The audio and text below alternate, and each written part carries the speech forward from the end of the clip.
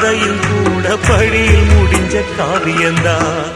இருப்பதும் இறப்பதும் அந்த இயற்கையோட கையில, இருப்பதும் இறப்பதும் அந்த இயற்கையோட கையில. நான் மறைஞ்ச பின்னும் நிலைப்பது என் உயிர் எழுதும் கதையில.